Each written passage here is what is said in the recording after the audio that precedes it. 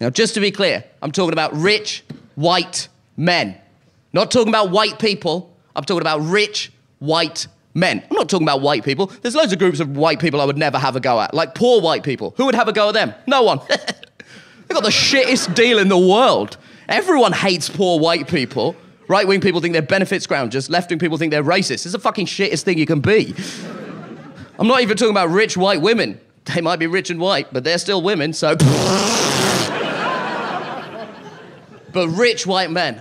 Oh, that is the thing you gotta be. We venerate rich white men more than we do any other group in society. Like, I go and watch a lot of films because I don't have a real job. And I would say 90% of the films that I go and see that claim to be based on a true story, whether it's Steve Jobs or The Big Short, can basically be summarized like this. Oh, rich white man. You've done it again. How do you keep doing it? I'm going to give you an example of something that happened earlier this year to illustrate how I think we treat rich white men differently from other groups in society.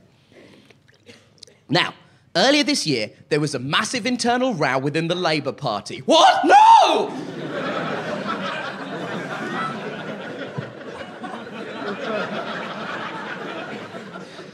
Say what you will about the Labour Party, but you have to be impressed by their ability in the immediate aftermath of the EU referendum to look across the bench at the Conservative Party engulfed in turmoil, and instead of thinking, this is something we could use to our advantage, thinking, you call that political disarray?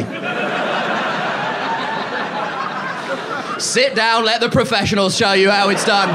We'll see your chaos and raise you a botched coup that happens over a weekend and requires our deputy leader to be called home early from the Glastonbury Festival. We are the masters of disarray!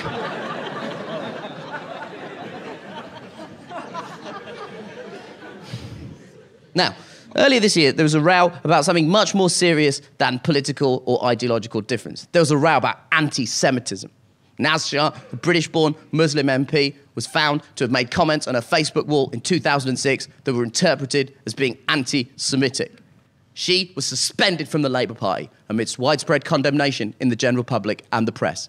Then Ken Livingstone, hero to working class people across this country because of his leadership of the trade union movement in the 1980s and former mayor of London, got involved to defend Naz Shah, weirdly by mentioning Hitler a lot.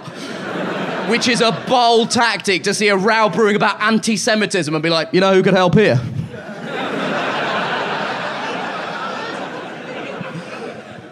It begins with A-H.